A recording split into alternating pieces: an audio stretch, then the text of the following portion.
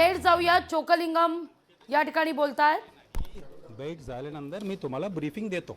मतदारांची जी नावं वगळण्यात आलेली आहेत त्या संदर्भात भेट झाल्यानंतर आपल्याला काय बोलायचं मी कृपया बोलतो। मीटिंग झाली सर। कृपया थोड़ा टाइम थोड़ा साइड अरे ते थोड़ा साइड थोड़ा साइड द्या ना।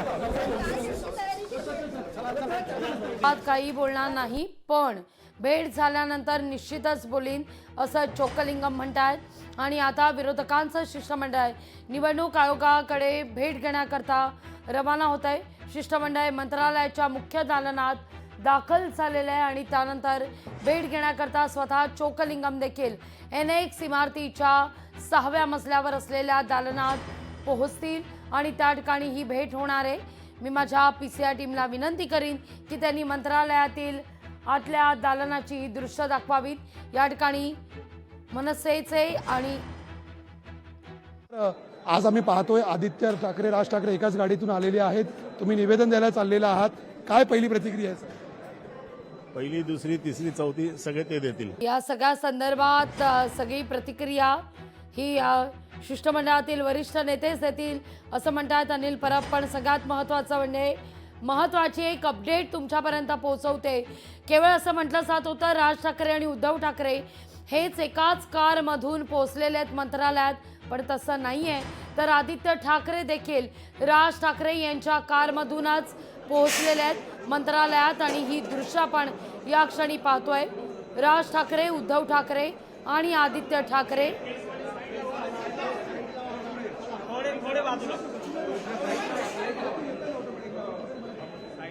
निवडणूक अधिकाऱ्यांच्या भेटीकरता ठाकरे बंधू आणि मविया आणि मनसेचं शिष्टमंडळ दाखल झाल्याची ही दृश्य।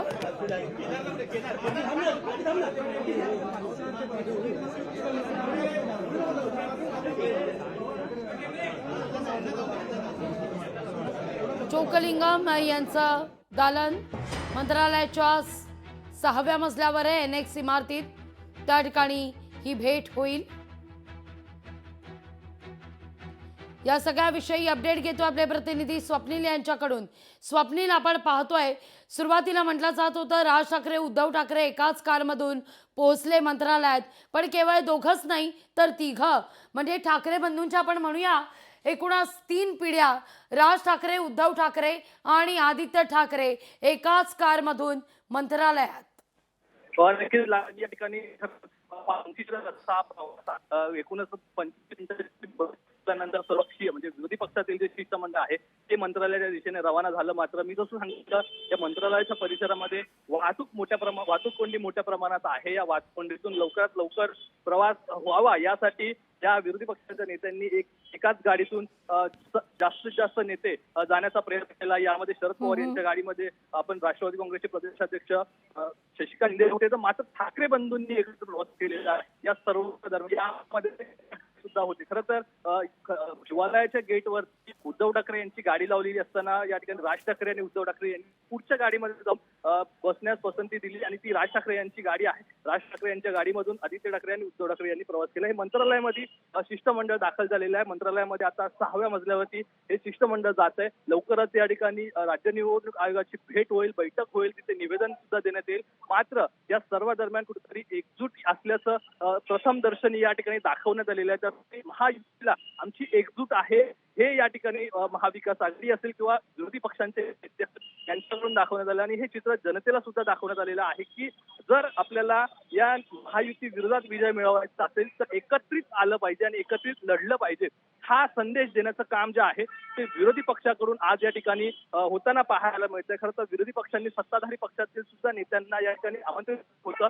एकीने जर आपण या निवडणूक आयोगाला भेटलो आणि त्या ठिकाणी आपले मुद्दे मांडले, राज्यातील निवडणूक जी आहे ती पारदर्शक करायची असेल तर ही सर्व पक्ष नेत्यांची सुद्धा जबाबदारी आहे, सर्वांची जबाबदारी आहे। त्यामुळे सर्वांना आमंत्रण केलं। मात्र विरोधी पक्षात या ठिकाणी विरोधी पक्षाच्या नेत्यांचं शिष्टमंडळ या ठिकाणी आपल्या मंत्रालयात आलं पाहायला मिळतं। मात्र या दरम्यान एकजूट या नेत्यांची पाहायला मिळते. सर्वपक्षीय नेत्यांमध्ये विरोधी पक्षाच्या नेत्यांमध्ये आपण जर बघितलं तर महाविकास आघाडीमध्ये मनसेची एंट्री झाली आहे का, मनसे यामध्ये सहभागी झाले का, असा प्रश्न हा वारंवार उपस्थित होतोय. मात्र जरी या नेत्यांकडून मनसे अद्याप या ठिकाणी सामील झाली नाहीये, केवळ या मतदार यादी संदर्भात आणि मतचोरी संदर्भात एकत्रित आलेलो आहे, एकजूट केलेली आहे, असं जरी सांगण्यात असलं तरी कुठेतरी हा सावध पवित्र बिहार निवडणुकीच्या पार्श्वभूमीवरती काँग्रेस बाळगतंय का, हा सुद्धा एक प्रश्न हे मात्र कुठेतरी येत्या दिवसांमध्ये हे चित्र जास्ती स्पष्ट होईल. अगदी येत्या दिवसांमध्ये म्हणजेच बिहार निवडणुकीच्या निकालाच्या नंतर कुठेतरी महाराष्ट्रातील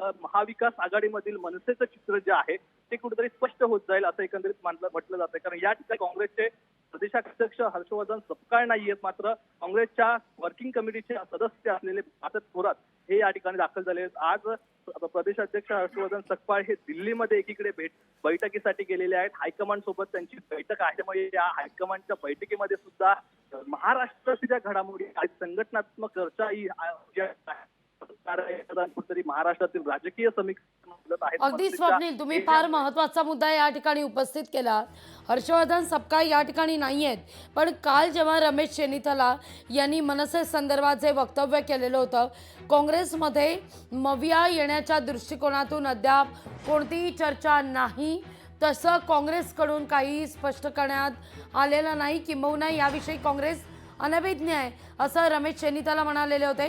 पण ही दोन दृश्य आपण या क्षणी पाहतोय. एकीकडे ठाकरे बंधू मंत्रालयात दाखल झालेले आहेत. NX इमारत आणि मंत्रालयाच्या शेजारीच लागून असलेली ही NX इमारत आहे, ज्या इमारतीच्या 6व्या मजल्यावर चोकलिंगम यांचं कार्यालय, निवडणूक आयुक्त यांचं कार्यालय, ज्या ठिकाणी ही भेट होणार आहे. निष्पक्षपाती निवडणूक व्हावी, आगामी निवडणूक इतकंच नाही तर मतदार याद्या पारदर्शक असाव्या. दोन नावं काही ठिकाणी जी आहेत त्या संदर्भात निवडणूक आयोगानं काय पावलं उचलली आहेत या सगळ्या विषयीची विचारणा विरोधी पक्षांकडून केली जाणार आहे. तर या भेटीनंतर पत्रकार परिषद YB चव्हाण सेंटरमध्ये सुरू होईल, ज्याचा आढावा स्वतः खासदार संजय राऊत यांच्याकडून घेतला जातोय. पत्रकार परिषदेची तयारी कशी आहे, पत्रकार परिषदेत काही कमी पडू नये, सज्जता व्हावी याकरता स्वतः नजर ठेवून खासदार संजय राऊत ही दृश्य आपण या क्षणी पाहतोय. स्वप्नील, आजचा दिवस आपण म्हणूया मविया करता, मनसे करता सर्वार्थानं महत्वाचा आहे. पहा, मनसेनं या सगळ्या संदर्भात जरी स्पष्टता दिली नसली, आपण मवियात सहभागी झालो आहोत, आपण युतीत सहभागी झालो आहोत, आघाडीत सहभागी झालो आहोत, याविषयी मात्र जरी थेटपणे वाच्यता करण्यात आलेली नसली तरी हा सहभाग, उपस्थिती बरंच काही सांगून जातीये येणाऱ्या काळातील राजकीय गणितांकरता. हा जो सहभाग असेल स्वप्नील,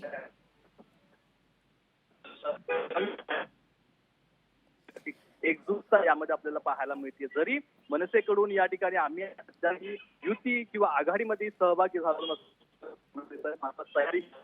स्वप्नीलचा आवाज व्यवस्थित आपल्यापर्यंत पोहोचत नाहीये. स्वप्नील, नेटवर्क इश्यू येतोय, तुमचा आवाज माझ्यापर्यंत पोहोचत नाहीये व्यवस्थित. पुन्हा एकदा मी माझ्या PCI टीमला विनंती करेन की त्यांनी स्वप्नीलशी संपर्क साधावा आणि या सगळ्याविषयी आपण अधिक जाणून घेऊया स्वप्नीलकडून. नेमकं काय काय घडतंय तिथं. ठाकरे बंधू मंत्रालयात पोहोचलेले आहेत, ही क्रोनॉलॉजी आपण समजून घेऊया. गेले अनेक दिवस खरं तर राहुल गांधी यांनी दिल्लीतही याच मुद्द्यावर पत्रकार परिषद घेतलेली होती. संबंधित पुरावे या पत्रकार परिषदेच्या माध्यमातून सादर करण्यात आलेले होते. आता दालनातली ही दृश्य पाहत असताना थेट पोहोचूया आपण. ही दृश्य आपण पाहतोय 6वा मजला, या ठिकाणी देखील ठाकरे बंधू दाखल झालेले होते. तर काही वेळापूर्वी अनिल परब यांच्याशी देखील संवाद साधण्याचा आपले प्रतिनिधी चेतन ननावरे यांनी प्रयत्न केलेला होता. एकत्रित येण्यासंदर्भात काय नेमकी भेट होतीये, काय चर्चा होईल, आणखीन काही मुद्दे असेल यावर देखील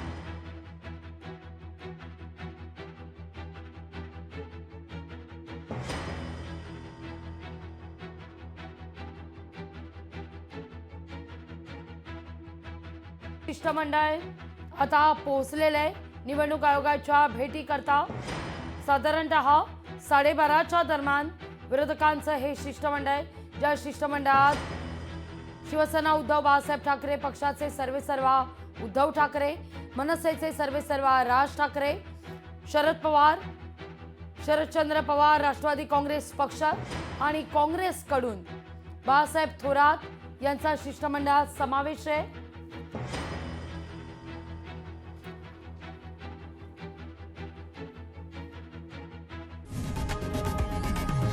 लोकशाही मराठी ऐका, पहा, जागरूक रहा.